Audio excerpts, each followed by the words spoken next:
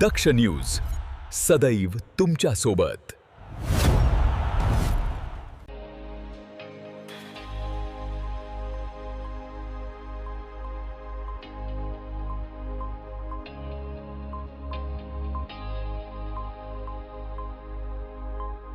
त्र्यंबकेश्वर तालुक्यातील राजेवाडी ग्रामपंचायती अंतर्गत येणाऱ्या गावठा येथील रस्त्याची अत्यंत बिकट अवस्था झाली असून स्थानिक नागरिकांना दररोज चिखलमय आणि खडतर रस्त्यातून जीव मुठीत धरून प्रवास करावा लागतोय।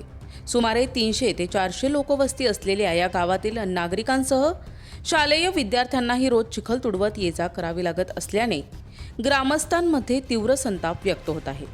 हा परिसर आमदार सरोजताई अहिरे यांच्या मतदारसंघात येत असूनही रस्त्यांची दुरावस्था कायम असल्याने प्रशासन नेमके करतं तरी काय असा संतप्त सवाल स्थानिक नागरिक उपस्थित करत आहेत। तसेच निवडणुकीच्या काळात मतांसाठी गावोगावी फिरणारे लोकप्रतिनिधी निवडून आल्यानंतर या भागाकडे फिरकूनही पाहत नसल्याचा आरोप ग्रामस्थांनी केलाय। देशाला स्वातंत्र्य मिळून 80 वर्षे पूर्ण झाली तरीही आदिवासी आणि दुर्गम भागातील रस्त्यांची अवस्था बदललेली नाही। हे कसले स्वातंत्र्य असा संतप्त सवालही नागरिकांनी उपस्थित केलाय।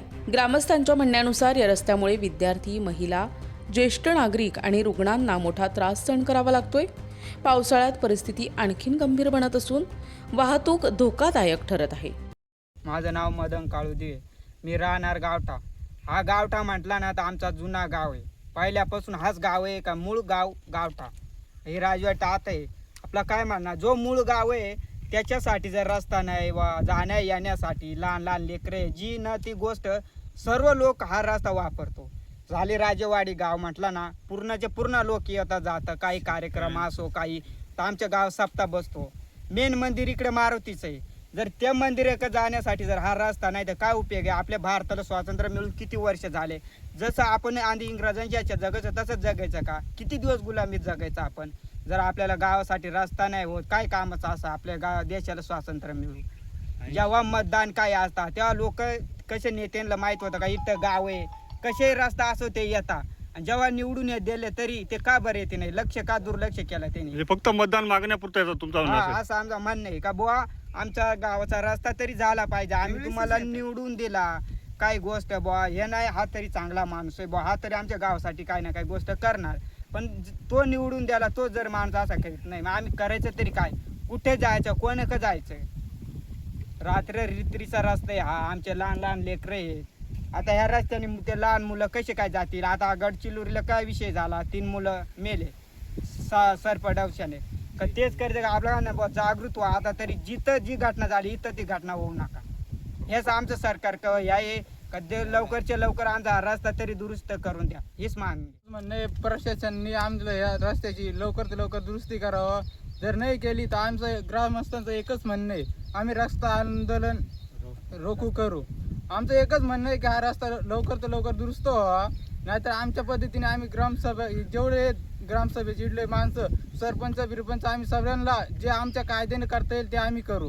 रस्ता आंदोलन हे तर आम्ही करणारच आहे, रस्ता अडवू हे ते करू आम्ही। आमचं एकच म्हणणं आहे की आम्हाला हा रस्ता पाहिजे, कारण का रोज शाळेत पोरं येतात जाता या रस्त्याने। आता पाहिलं तुम्ही या रस्त्याची परिस्थिती काय आहे, रोज येणं जाणं म्हणजे कमीत कमी 35 ते 40 पोरं आहे तिकडचे, जे इकडं सर्व खाली ग्राम सर्व आहे तिकडचं येतात जातात झापान इकडं खाली कमीत कमी 2 ते 3 किलोमीटरचा रस्ता आहे। एवढा खराब रस्ता, रोज एवढे पोरं येतात तिकडनं का कपडे खराब होतात त्यांचे, एवढं पाय म्हणजे शाळेत जाण्याची त्यांची एवढी परिस्थिती खराब आहे का बस। आपलं माझं काय म्हणणं, आपले दिवस तर गेले असते पण आपल्या पोरांचे असं दिवस नाही जायला पाहिजे, एवढं आमचं म्हणणं आहे का लवकर लवकर हा रस्ता दुरुस्ती करून द्यावा।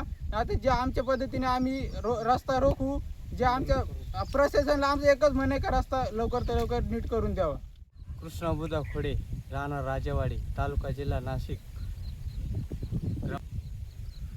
हा जो रस्ता आहे हा रोजचा तुम्हाला येण्या जाण्याचा रस्ता आहे का? हो, रोजचा येण्या जाण्याचा रस्ता हाच आहे। सगळे लहानले मुलं शाळेतले येता जाताना याच रस्त्याने येता जाता, पेशंट गावचे दाव्याचे कार्यक्रम सगळे हाच एकच रस्ता आहे एवढा।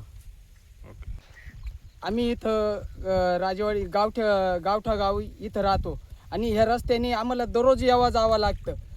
आमचे शाळेतले मुलं पण याच रस्त्याने येता जाता आणि समजा रात्रीचे एखादं पेशंट झालं, इकडं आता आमच्याकडं दवाखान्याची सोय नाही, डॉक्टर गावात राहतो, एखादं पेशंट जर झालं तर त्याला मोटरसायकलवर न्यायची सोय नाही या रस्त्याने. रस्ता खराब झाला या संदर्भात तुम्ही काही ग्रामपंचायतला कळवलं का, किंवा तुमचे किंवा आमदार यांना काही केलं का? आम्ही या रस्त्याबद्दल ग्रामसभेत 2दा तक्रार दिलेली होती. त्याच्यावर त्यांनी काही या रस्त्याविषयी म्हणजे कोणी या आक्षेपच घेतला नाही त्याच्यावरती की आपण काहीतरी या गावठ्यासाठी करू असं. या संदर्भात प्रशासनाने तातडीने दखल घेऊन रस्त्याचे काम सुरू करावे, अन्यथा ग्रामस्थांच्या वतीनं तीव्र रस्ता रोको आंदोलन छेडण्यात येईल असा इशारा स्थानिक नागरिकांनी पत्रकारांशी बोलताना दिलाय. प्रभाकर गारे, दक्ष न्यूज, त्र्यंबकेश्वर.